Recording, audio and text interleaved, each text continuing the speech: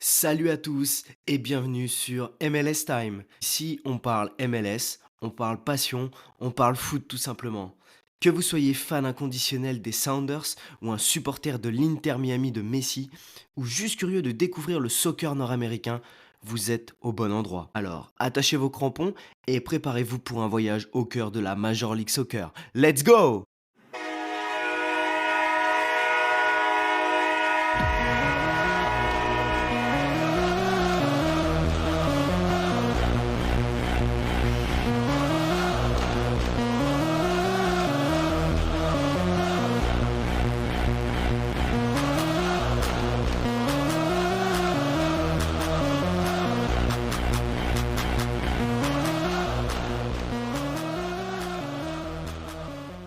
C'est avec un énorme plaisir que je vous retrouve aujourd'hui pour ce premier épisode de mon podcast MLS Time. Ça fait quelque temps que je pensais lancer du contenu pour les abonnés que j'avais déjà sur Twitter. Je ne savais pas si je le faisais sous format de live Twitch, ça pourra peut-être arriver plus tard, mais en étant un énorme consommateur de podcasts, je me dis que c'est le mieux pour partager ma passion et vous transmettre plein de choses que je pense que vous ignorez sur la MLS, qui a encore mauvaise presse auprès du grand public. C'est souvent une ligue qui est décriée et vue comme une ligue de pré-retraités. Mais détrompez-vous, il n'y a pas que des joueurs de 35-36 ans qui viennent terminer leur carrière, qui viennent en MLS. On retrouve énormément de formidables jeunes joueurs et de bons joueurs. Et donc sans plus attendre, rentrons dans le vif du sujet. Ladies and gentlemen, let's get ready to rumble! Aujourd'hui, premier épisode, et qui dit premier épisode, on pose les bases tranquillement. Je vais me répéter pas mal de fois, mais il y a un contenu assez riche dans ce premier épisode, puisque la MLS a un système assez complexe de fonctionnement. Mais sans plus attendre, allons-y tout de suite. Petit retour historique, la MLS a été créée en 1993, mais la première saison s'est déroulée uniquement en 96, soit 3 ans plus tard. Au début, on avait 10 équipes. Donc aujourd'hui, on retrouve encore certaines équipes comme le New England, Columbus, DC United, les Galaxy, les Rapids, Kansas ou encore Dallas. Il faut savoir qu'à cette époque, et mettez-le vous bien en tête, le coût de création d'une franchise MLS était de 5 millions de dollars. Je pense qu'il faut que vous le gardiez bien en tête, car quand vous allez voir les montants qu'ont dépensé les dernières équipes d'expansion, vous allez halluciner. Ce que ça peut être en 30 ans d'évolution, c'est tout simplement dingue.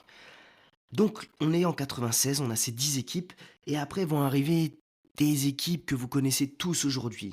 En 98, vous avez Chicago, et ensuite, il se passe 7 ans avant qu'il y ait une autre équipe qui arrive, où vous avez Salt Lake qui arrive en 2005. Donc en 2005, il fallait débourser 7 millions et demi pour avoir sa franchise. On est déjà à 2,5 millions de plus que 10 ans auparavant pour les premières équipes. Mais ça va tout de suite s'accélérer, puisqu'en 2007, on a Toronto qui arrive pour 10 millions. On est déjà à x2 en 10 ans, ce qui est assez colossal. Puis ensuite arrive San José, les Earthquakes. Une année plus tard, ils vont débourser 20 millions, soit le double de Toronto qui est arrivé un an avant. Et ensuite, ça s'enchaîne. Les Sounders arrivent en 2009 pour 30 millions. Là, le prix va rester assez fixe puisque Philadelphie, les Timbers et Montréal, qui vont arriver sur les 3 années qui vont suivre, vont débourser la même somme. New York City et Orlando également, quand ils arrivent en 2015. Et là, tout s'accélère. En 2017, Minnesota et Atlanta United débarquent en MLS et le prix d'expansion est de 70 millions de dollars. Je ne sais pas si vous vous rendez compte, on est 20 ans plus tard et on passe de 5 millions à 70 millions pour avoir son équipe. En 2018, on retrouvait l'AFC. Et l'AFC, on pourrait avoir l'impression qu'ils sont là depuis longtemps, vu comme ils performent, mais c'est une équipe qui s'est très bien structurée dès le départ pour être performante. Il ne faut pas aussi se cacher, c'est l'équipe la plus valorisée de MLS avec plus d'un milliard, 1 milliard de valorisation. En 2019 arrive Cincinnati. Cincinnati qui a été un peu la risée de la MLS sur ses 2 premières saisons d'expansion à être dans les bas-fonds du classement avant que un joueur comme Lucho Acosta et ses compères arrivent pour, redresser la barre. Important de noter qu'en 2020 arrive le Miami de David Beckham. On y reviendra sur David Beckham puisqu'il a un rôle assez important dans l'évolution de la MLS. Tout à l'heure quand on parlera, des différents contrats qui peuvent exister pour les joueurs de MLS.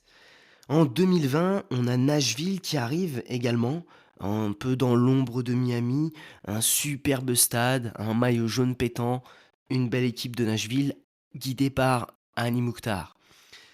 C'est en 2022 qu'on voit une nouvelle évolution puisque Charlotte arrive et tenez-vous bien, je vous disais tout à l'heure, Atlanta et Minnesota en 2017, soit 5 ans auparavant, avaient déboursé 70 millions de dollars pour leur expansion. En 2022, Charlotte va débourser 325 millions de dollars. En 2023, on a Saint-Louis qui arrive.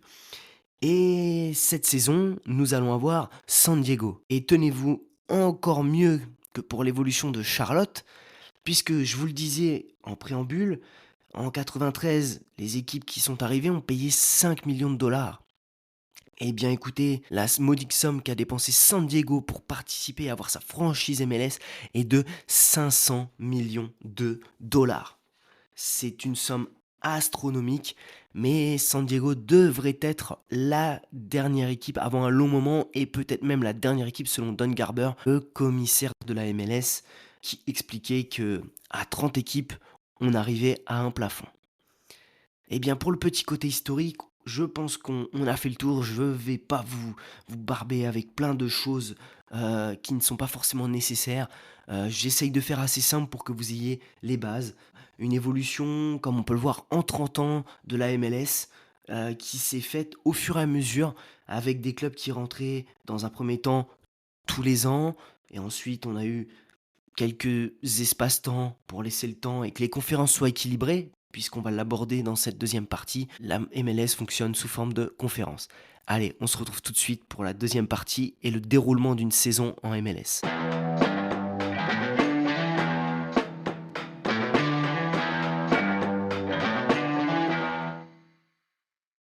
Eh bien, allons-y sans plus attendre. Comment se déroule une saison de MLS? Cette année, ce sera la 30e édition.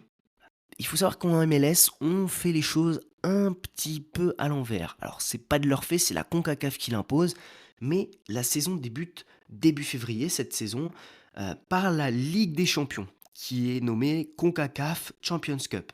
Elle va débuter cette saison le 4 février 2025 et se terminera par la finale qui est en juin 2025. Une compétition qui regroupe les équipes nord-américaines, qui se joue principalement, on va pas se le cacher, entre les équipes du Mexique de Liga MX et de MLS. Ça se déroule sur un format à élimination directe et un tableau qui est déjà sorti et disponible sur le site de la CONCACAF si vous souhaitez le retrouver. Je vous le disais tout à l'heure, on a aujourd'hui 30 équipes en MLS qui sont dispatchées en 2 conférences. On a une conférence à l'est et une conférence à l'ouest. Vu l'immensité du pays, c'est un pays qui fait les États-Unis 5500 km par 3000 km. C'est énormissime en termes de trajet. Les joueurs doivent partir des jours avant quand ils jouent hors de leur conférence et même parfois ils partent la veille quand ils jouent dans leur conférence puisque de nord au sud, 3000 km, je peux vous assurer que c'est assez dingue.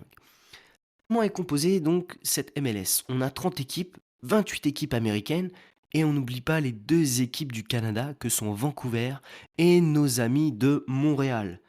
Donc durant cette phase de conférence qui est appelée phase régulière, elle va se dérouler du 22 février, donc vous voyez, comme je vous le disais, la Ligue des Champions c'est le 4 février qu'elle débute, et cette saison, le premier match sera le 22 février entre l'Inter Miami et New York City. Les équipes vont disputer 34 matchs au total, 17 à domicile, 17 à l'extérieur.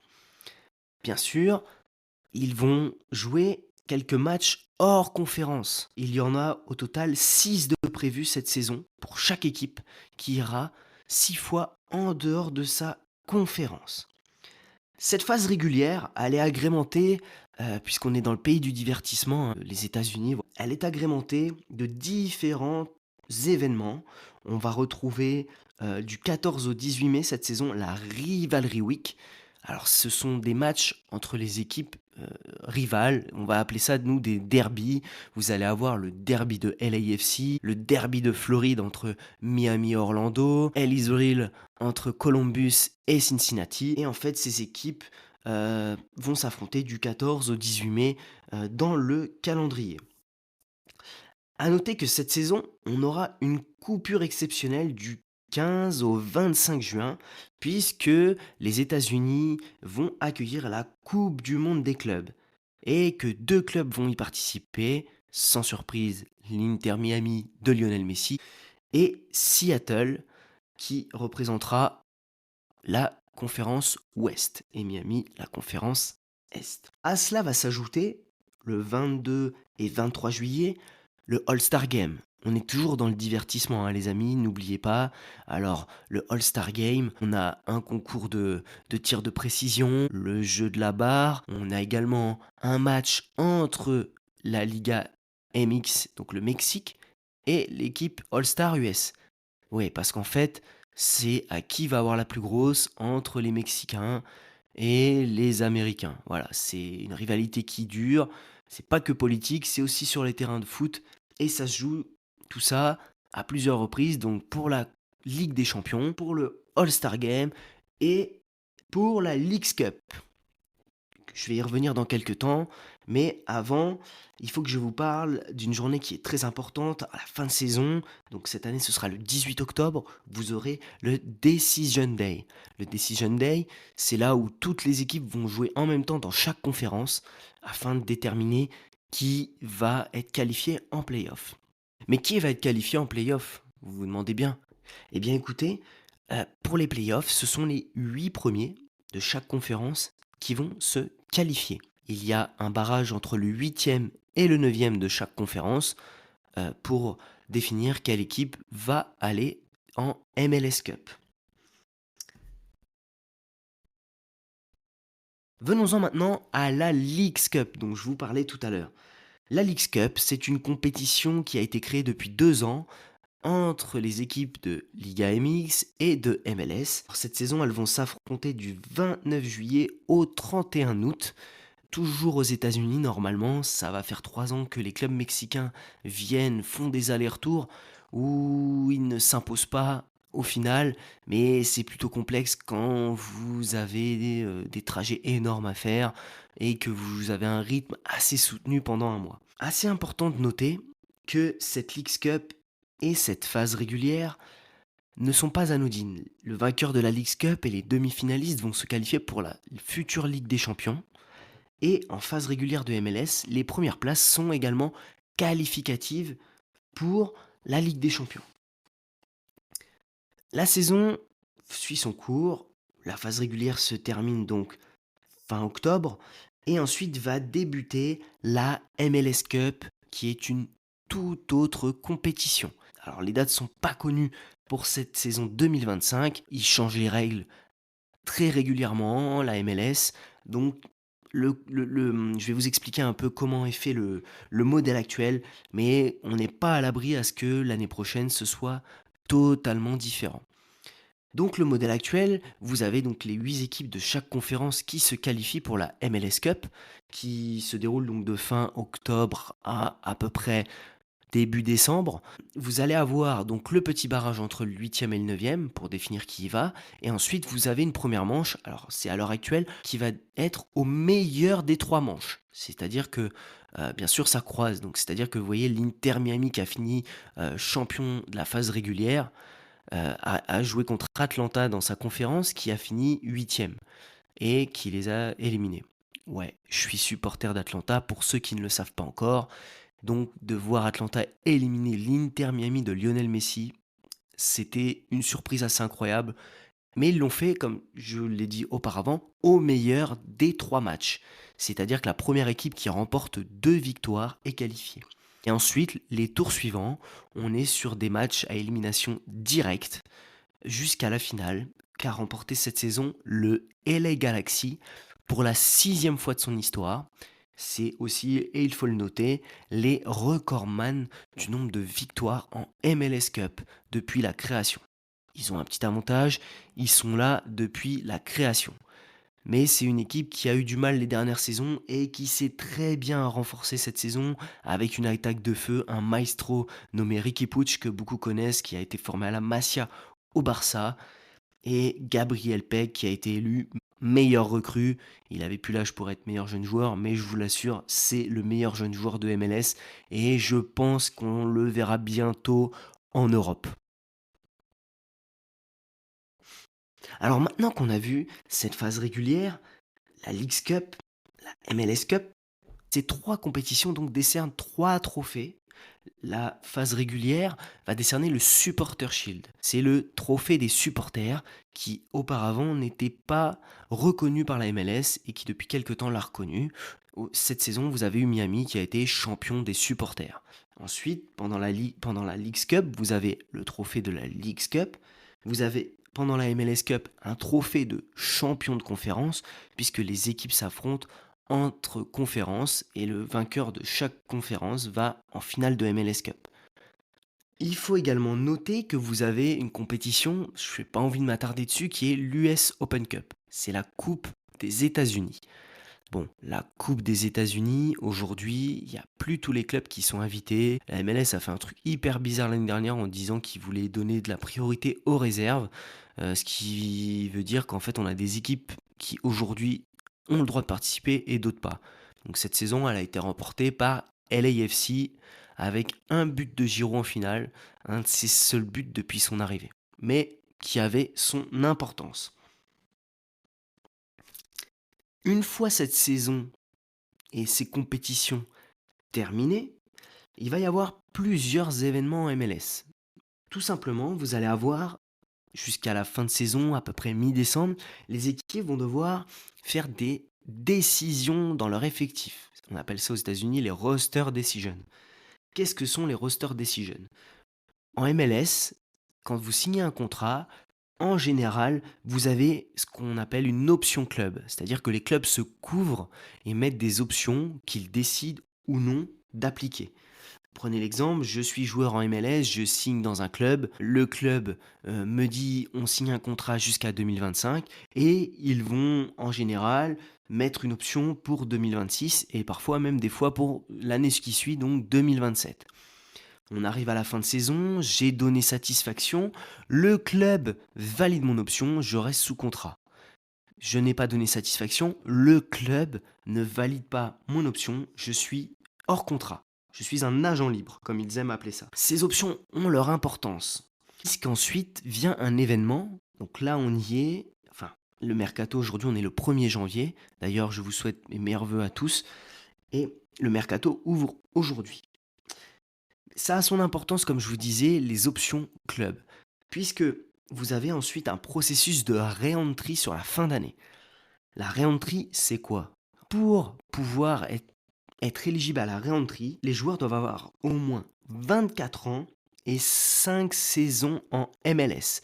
Peu importe votre temps de jeu, vous avez un contrat, vous avez été pendant 5 saisons en MLS sous contrat, vous êtes éligible à la re-entry. La re-entry, pourquoi c'est important justement ces roster decisions? Parce que vous allez avoir des joueurs qui vont être là depuis des années, leur option va pas être acceptée, et du coup ils vont se retrouver agents libres. Pendant ce processus de re-entry, donc il y a plusieurs étapes, les clubs de MLS vont pouvoir négocier avec les joueurs libres qu'ils souhaitent. C'est-à-dire que par exemple, mon option n'est pas validée, je peux négocier avec un autre club de MLS, mais également je peux négocier avec le club où j'étais. Et ouais, parce qu'en fait, c'est un jeu. Vous voyez un joueur comme Joao Paulo qui est à Seattle. L'option n'a pas été validée. Et bon, il avait des velléités de départ, de rentrer, pourquoi pas, au Brésil. mais il veut absolument jouer la Coupe du monde des clubs avec Seattle. Seattle, il avait un très gros contrat, eh bien ils ont refusé son option, mais ils négocient derrière avec lui. Donc en fait, pendant ce processus de re-entry, vous pouvez continuer à négocier. C'est simplement que les clubs, si ils vous ont surpayé, ils peuvent dire on ne valide pas ton option, mais par contre on va renégocier. Et si t'as pas donné satisfaction, on valide pas ton option, tu peux négocier ailleurs. Et c'est ça qu'on voit actuellement et qui permet à des joueurs de revenir en MLS. Il faut savoir, alors que je vous parlais tout à l'heure qu'on est le 1er janvier, donc le mercato ouvre aujourd'hui. Il y a 2 fenêtres de mercato en MLS. On n'a pas les dates exactes de celui de cet hiver, mais l'année dernière, il était du 1er janvier au 26 avril. 4 mois de mercato en MLS. Donc je vous le dis, accrochez-vous quand vous suivez une équipe parce que du jour au lendemain, pendant 4 mois, vous pouvez avoir un joueur qui s'en va dans une autre équipe de MLS. Ça veut dire que sur une saison qui va de février à octobre, vous avez donc cette première partie qui dure 4 mois de mercato et on en rajoute une pour coller sur l'Europe qui va de mi-juillet à mi-août. Donc vous avez 6 mois de mercato sur une saison de 8 mois. C'est un truc de fou. Vos joueurs, en fait, peuvent à tout moment partir et se trouver un autre club. Donc voilà, j'ai fait à peu près le tour de tous les points sur le déroulement d'une saison de MLS. J'ai oublié un point, mais je tiens à le préciser. Pendant la MLS Cup, je vous disais que donc les équipes s'affrontent, mais c'est bien pendant les playoffs, donc la MLS Cup, elles s'affrontent intra-conférence. C'est-à-dire que les 8 équipes de l'Est vont s'affronter entre elles, les 8 équipes de l'Ouest vont s'affronter entre elles. Le premier contre le 8e, le deuxième contre le 7e, et ainsi de suite sur la phase à élimination directe. Et ensuite, on a le champion de chaque conférence qui va se jouer en finale. On va arriver à un autre point qui est très intéressant maintenant. On va parler un petit peu plus financier et des statuts. On se retrouve tout de suite pour la suite de cet épisode.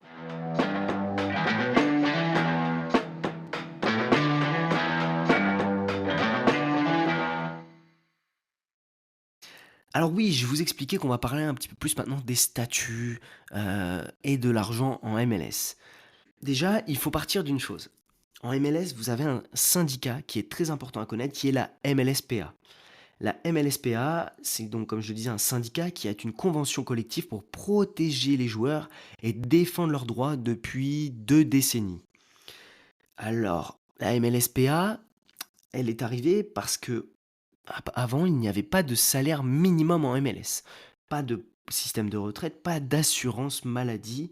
Les conditions de travail de certains joueurs étaient très compliquées et donc cette MLSPA, elle a vraiment contribué à la professionnalisation de la MLS. C'est-à-dire qu'avant, vous aviez des joueurs qui pouvaient gagner 15 000 dollars à l'année et d'autres qui gagnaient 50 000. En fait, vous aviez des joueurs tout simplement qui avaient un autre boulot à côté, d'où l'amateurisme qui a été reproché pendant des années à la MLS, puisqu'on avait des joueurs, en fait, c'était pas leur priorité, c'était comme un hobby, comme un loisir, comme vous et moi, si on va jouer au foot le soir dans son club et le week-end faire son match. Donc la MLSPA, c'est très important puisqu'elle a vraiment permis d'avoir un salaire minimum qui aujourd'hui est de 85 000 dollars, un système de retraite, une assurance maladie, et ouais, en cas de blessure, les joueurs ont quelqu'un qui les soutient, et elle permet également de connaître tous les salaires. Ouais, parce que tout est public en MLS. Vous allez sur le site de la MLSPA et vous pouvez savoir ce que chaque joueur touche. Vous savez que Lorenzo Insigne prend 15,4 millions, Messi 20,5, et vous avez également le plaisir de voir que quelqu'un comme Hugo Lloris prend, de mémoire, 320 000 dollars à l'année. Pour ceux qui pensent que tous les joueurs viennent en MLS pour prendre un gros chèque à la fin, Lloris est le parfait exemple. Vu sa carrière, il aurait pu les réclamer, mais non, il est vraiment venu pour le kiff de finir sa carrière au soleil. Bon, j'avoue que le choix de Los Angeles, il y a pire. Et surtout, quand vous savez que votre pote Olivier Giroud va vous rejoindre, qui a déjà Denis Bouanga, Maxime Chanot, voilà, une petite communauté francophone, c'est toujours intéressant. Venons-en maintenant aux différents statuts en MLS. On va rentrer un peu plus dans les chiffres sur cette partie du podcast. Il faut savoir qu'en MLS, donc on est sur une ligue fermée. Il n'y a pas de promotion, il n'y a pas de relégation. C'est aussi ce qui fait le charme de la MLS, qu'on voit beaucoup de buts, les équipes n'ont pas la même pression que vous pouvez avoir en Europe, quand vous devez descendre en fin d'année, et ben, ouais, c'est sûr que vous faites plus attention. En MLS, vous pouvez prendre 3 buts, si vous en mettez 4, c'est pas un problème. Au contraire, le public adore ça et nous, en tant que téléspectateurs, on kiffe aussi franchement, c'est un énorme plaisir.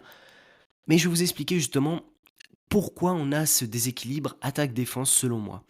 En fait, en MLS, vous avez un budget salarial qui est de 5,4 millions de dollars pour l'effectif senior d'une équipe. Donc ça, c'était en 2024. Ça, c'est votre enveloppe pour tout votre effectif.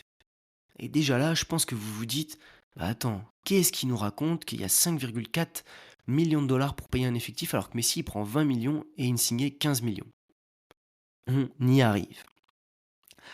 Il faut savoir qu'en MLS, vous avez un certain David Beckham qui est arrivé, il y a de ça une dizaine d'années, du Real Madrid.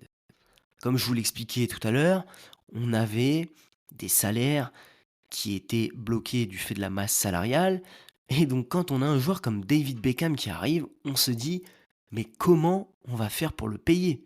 Il va exploser la masse salariale parce qu'il y a 10-15 ans, la masse salariale, elle n'était pas de 5,4 millions. Donc on a créé la règle Beckham, aujourd'hui appelée une règle de designated player, de joueur désigné. C'est souvent qu'on me demande sur Twitter X ce que c'est qu'un DP. Eh bien écoutez, ça découle de la règle Beckham. Un DP, c'est un joueur de grande qualité pour les équipes de MLS quand elles le recrutent en fait, où ils vont mettre beaucoup d'argent, mais pouvoir rentrer dans la masse salariale. J'y viens après quand on va parler de gamme. Retenez bien ça les gammes. Je pense que certains ont déjà vu passer et vous allez comprendre leur importance. Donc revenons-en à nos DP. Donc comme je vous disais, budget salarial défini en MLS, 5,4 millions par équipe, et vous avez donc à respecter cette enveloppe. Dans cette enveloppe, vous avez différents types de contrats, et donc les contrats les plus importants vont être les contrats Designated Player et Young Designated Player. C'est l'initiative U22. En fait, dans une équipe, vous pouvez avoir au maximum 3 Designated Players seniors et 3 à l'initiative U22. Donc 3 jeunes DP. Ou vous pouvez avoir 2 Designated Players seniors et 4 à l'initiative U22. Ça a son importance, je vous l'expliquerai tout à l'heure, puisque vous touchez plus d'argent si vous faites le choix d'en avoir 2 DP seniors et 4 DP U22. Mais c'est combien le salaire d'un DP dans cette masse salariale si on peut rentrer dedans? Eh bien, le salaire maximum qui sera compté pour un joueur DP en 2025, donc DP senior, c'est 743 000 dollars, quel que soit le salaire qu'on verse. C'est-à-dire qu'un Insigné qui prend 15,4 millions dans la masse salariale de Toronto, au maximum, il coûtera 743 000 dollars. Et je vais vous expliquer après les gammes, parce que les gammes vont permettre de réduire cet impact dans la masse salariale.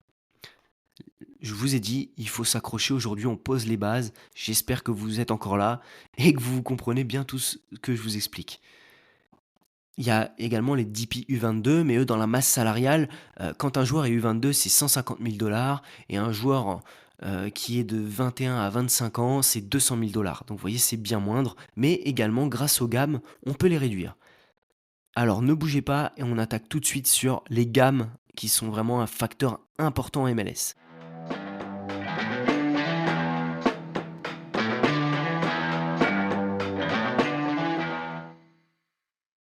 Nous y sommes et parlons de gamme. Voilà. Et les gammes, c'est quoi? C'est en français une allocation monétaire.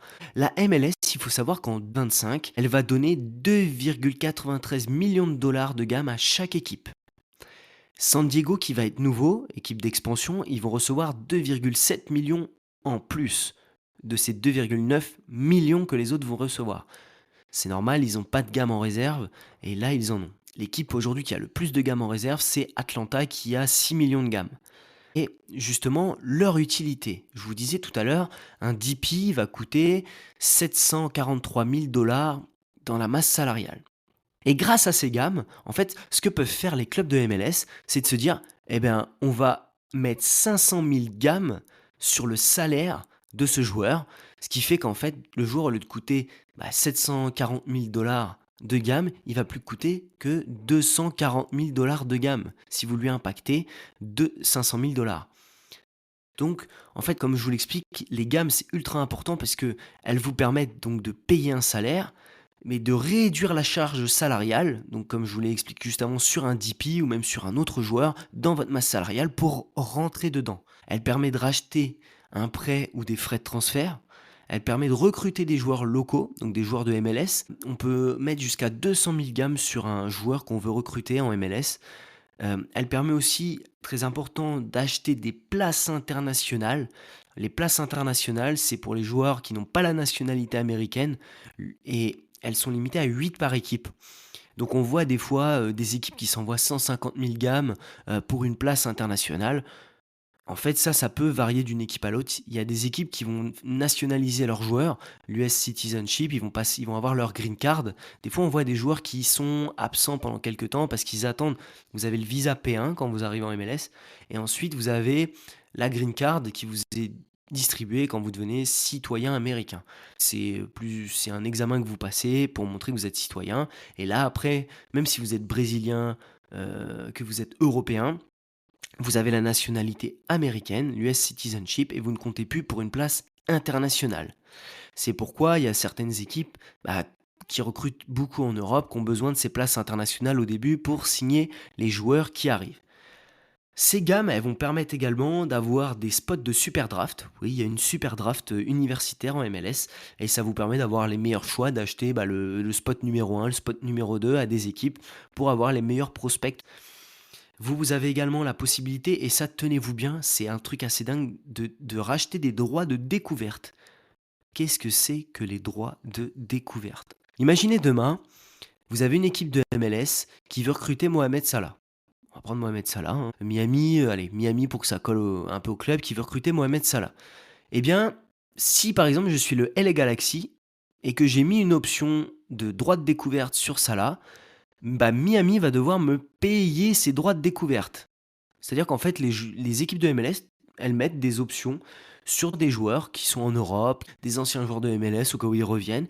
Ils vont mettre des droits de découverte. Par exemple, si Salah veut signer à Miami, mais que c'est LA Galaxy qui a les droits de découverte, Miami va devoir payer et racheter ses droits de découverte pour pouvoir négocier avec Salah. C'est un truc de dingue, mais ça permet souvent de faire rentrer un peu de l'argent dans les caisses. Et ensuite, ça vous permet également d'avoir des positions pour la super draft et pour le processus de re-entry que je vous expliquais tout à l'heure. Voilà, vous pouvez être mieux placé, avoir un choix avant une autre équipe. On a fait à peu près le tour au niveau des gammes, j'espère que c'est assez clair. Donc comme vous voyez, les gammes ont vraiment de l'importance puisqu'elles vous permettent de jouer sur la masse salariale, de recruter, de négocier un peu tout ce que vous voulez avec les autres équipes de MLS. C'est vraiment quelque chose d'important. Les équipes, certaines en accumulent beaucoup, d'autres les dépensent. Il n'y a pas de vérité là-dessus, mais c'est important de bien les utiliser, les gammes. Mais gamme, ça rime avec TAM. Donc maintenant, on va aborder la Targeted Allocation Money. Toujours très très important. Je ne sais pas si vous vous souvenez, tout à l'heure, je vous disais qu'il y avait un truc très important si vous choisissez d'avoir 2 DP seniors et 4 young DP. Eh bien écoutez, on va l'aborder dans cette partie-là. Qu'est-ce que sont les TAM? Les TAM, c'est de l'allocation monétaire également que vous donne la MLS. Donc, TAM, Targeted Allocation Money, target, cible. C'est-à-dire qu'en fait, c'est un mécanisme qui vous permet d'avoir une flexibilité budgétaire supplémentaire à votre masse salariale pour recruter un joueur de qualité, mais pas un DP. En fait, ça vous permet de recruter un bon joueur afin d'être compétitif. Il faut savoir qu'en 2024, un TAM, il devait gagner plus de 683 000 dollars, mais moins d'1 683 000 dollars pour être dans l'allocation ciblée. Là où je vous disais que ça a son importance si vous prenez 2 DP seniors et 4 young DP, c'est qu'en fait, si vous faites ce choix-là, plutôt que 3 et 3, c'est que votre club va recevoir 2 225 000 dollars d'allocation en plus en 2025. C'est-à-dire que vous avez vos gammes où vous prenez vos 2,9 millions, Et si vous faites le choix de 2 DP seniors et 4 Young DP, vous prenez 2 200 000 en plus. Et là, vous avez la possibilité d'avoir une vraie maniabilité, sans signer des DP, de signer de très bons joueurs. Donc voilà les différentes sources d'argent que vous avez en MLS. Il faut savoir qu'aujourd'hui, la MLS, elle a signé 10 ans avec Apple TV, un contrat de 2,5 milliards donc de droits télé.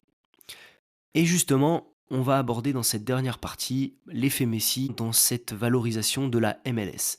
Allez, on se retrouve tout de suite pour l'effet Messi.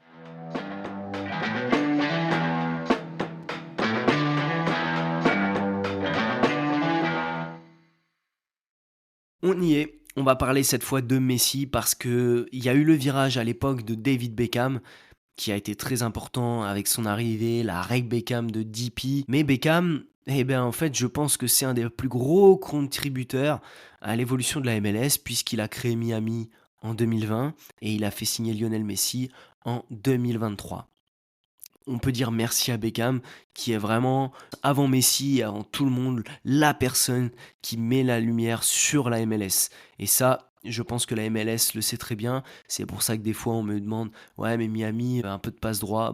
Et les gars, Beckham contribue tellement au développement de la MLS que, bon, il faut bien avoir quelques petits passe droits qu'on comprend pas forcément des fois, mais bon. Venons-en à Messi. Donc l'effet Messi, comme je vous l'ai dit tout à l'heure, Messi, il prend 20,5 millions de dollars par an. Bon, ça c'est ce qui est déclaré. Après, de ce qu'on sait, il a quelques billes dans le contrat avec Apple TV, il a des contrats pubs colossaux, il a refusé l'Arabie Saoudite sur un contrat à peu près comme Cristiano Ronaldo, donc je pense que les 20,5 millions, c'est vraiment le minimum et que Lionel Messi, y brasse énormément. Il faut savoir que depuis son arrivée, donc depuis 2 ans, la valorisation de Miami a dépassé le milliard et a fait plus 74. C'est assez dingue, quand on sait que Miami a dépassé le milliard. Il y a que 4 clubs en MLS qui sont supérieurs et valorisés au milliard. On a en numéro 1 LAFC avec 1,15 milliard, suivi par Atlanta, Miami et le Galaxy. Donc les 2 clubs de LA, sont valorisés à plus de 1 milliard. Pour ceux qui se posaient la question, oui, oui, les clubs de MLS ont des infrastructures qui n'ont rien à envier à des top clubs européens, que ce soit les terrains, les centres d'entraînement, tout est flambant neuf. Il y a juste à voir même les universités, hein. Les universités, ils ont des camps d'entraînement meilleurs que quasiment tous les clubs français, hormis peut-être le PSG, où c'est flambant neuf. Mais cet effet Messi, comme vous le savez, hein, il y a eu des dérives, il y a eu des bénéfices. C'est sûr que les prix des abonnements et des places ont explosé, que ce soit, à Miami où une loge aujourd'hui c'est 43 000 pour la saison. On est sur des prix qui sont plus chers qu'au Santiago Bernabéu sur des abonnements. Aujourd'hui dans la zone standard du stade, je disais que c'était 826 à l'année, une augmentation de 104 depuis 2020. Vous voyez, vous êtes abonné en 2020. Aujourd'hui, c'est 826 au minimum pour un abonnement à Miami. Il faut savoir qu'il y a eu des dérives sur Twitter. Beaucoup de supporters se sont plaints pendant la campagne de réabonnement l'année dernière et avaient dénoncé ça sur les réseaux, puisqu'en fait Miami a tout simplement imposé des tarifs. C'est-à-dire que vous aviez votre abonnement à 500 à l'année, Miami sont arrivés, ils ont estimé que votre place a valait 15 000 à l'année, donc soit tu payais, soit tu lâchais ta place. Et ils se sont tout simplement justifiés en disant eh, les gars, c'est la loi de l'offre et de la demande. On est au pays des Américains, les gars, hein. C'est l'argent avant tout, le bénéfice. Miami a lancé la construction d'un nouveau stade parce que là, aujourd'hui, ils ont dû rajouter 2 tribunes sur les extrémités derrière les buts puisqu'ils n'avaient pas, ils avaient pas assez de place pour répondre à la demande. Il faut savoir que tous les stades sont pleins pour venir voir Messi.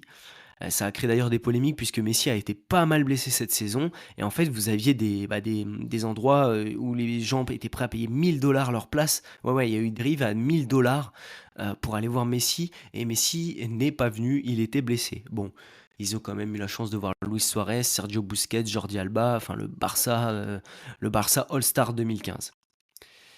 Il faut savoir que ce salaire de Messi, donc 20,5 millions, il est supérieur à la masse salariale des 22 clubs qui ont les plus petites masses salariales en MLS. Donc sur 30 équipes, Messi, juste avec son salaire, il gagne plus que la masse salariale de 22 équipes. Donc c'est totalement dingue. Selon Sportico, les valeurs des clubs de MLS sont en hausse depuis 2023 de 16%. En moyenne, un club de MLS vaut 678 millions de dollars. Il faut savoir que le club qui vaut le plus, donc comme je le disais, c'est LAFC qui vaut 1,15 million de dollars et que le club le moins valorisé, c'est nos potes de Montréal avec 44 millions de dollars et une masse salariale de 11,4 millions. Donc vous voyez, Messi gagne 2 fois plus que la masse salariale de Montréal. Et que la masse salariale de Miami, c'est 41,7 millions et Montréal, le club vaut 44 millions. Oui, parce que masse salariale de Miami, vous avez donc la masse salariale encadrée que vous ne pouvez pas dépasser, mais après vous avez les contrats DP des différents joueurs. Donc aujourd'hui, Messi, ça a été un énorme atout pour la MLS. Normalement, il devrait prolonger et rester jusqu'à la Coupe du monde 2026, ce qui est l'objectif puisqu'elle a lieu aux États-Unis et au Mexique. Il faut savoir qu'aujourd'hui, la valeur des 29 franchises, alors ça c'était avant l'arrivée de San Diego, elle était de 19,7 milliards de dollars. On est sur une ligue qui est en constante évolution, la MLS, et Messi y contribue largement. On a également plusieurs clubs qui veulent aujourd'hui rivaliser. On le voit dans les investissements, hein. Là, on est sur le premier jour du mercato, mais on a déjà un transfert assez dingue qui s'est fait entre quoi, Seattle et Dallas, où Seattle a déboursé 2 millions de gamme pour Jesus Ferreira, plus une place internationale, et ils envoient Léo Chou. Ça, c'est des transferts, il y a encore 2-3 ans, on ne les voyait pas à ce niveau de dépenses et c'est, je pense, amené à se développer puisque la MLS va clairement avoir besoin de plus d'argent et d'ouvrir un peu plus son système. Aujourd'hui, pourquoi on a des déséquilibres et on moque souvent la MLS sur le fait que les défenses sont nulles, et ben c'est qu'en fait, les clubs, vu qu'il n'y a pas de montée de descente et pas de pression, et ben ils préfèrent investir des DP sur les joueurs offensifs ou les milieux offensifs. Et ils délaissent parfois les défenses et ils prennent des joueurs intra-MLS, des Brésiliens, des jeunes joueurs pour les montrer, mais on met pas de DP en général en MLS sur un défenseur. Ou alors c'est très très rare, hein. Vous voyez même Jordi Alba, il est justement sur le processus de Targeted Allocation Money. Donc sur un TAM, ils lui ont pas signé un DP. Les DP, clairement, c'est pour les numéros 10 et les excentrés et les numéros 9. Donc voilà. Et on est quand même réduit, puisque vous avez le droit à 6 joueurs sur un effectif des fois qui peut aller de 18 à 30 joueurs. Donc moi je pense sincèrement que la MLS va arriver à un moment où ils vont devoir ouvrir, même s'ils ne le veulent pas encore pour l'instant. Je pense que c'est un championnat qui est amené à se développer dans ce sens. Eh bien écoutez, c'était avec un énorme plaisir que je vous ai retrouvé pour ce premier épisode. J'espère que j'ai été assez clair, que je ne vous ai pas perdu pendant les explications. Si jamais vous avez des questions, je suis disponible sur X, X donc Nelim, arobase nelimb, et vous pouvez également m'envoyer un mail. J'ai créé un mail pour vos questions, donc c'est nelim.mlstime@gmail. Donc si vous avez des questions pour que j'y réponde dans le prochain podcast, n'hésitez pas à me les poser. Et je vous souhaite donc une bonne journée et encore une merveilleuse année. Et merci à vous de m'avoir écouté pour ce premier épisode. Allez, à bientôt pour le prochain épisode de MLS Time.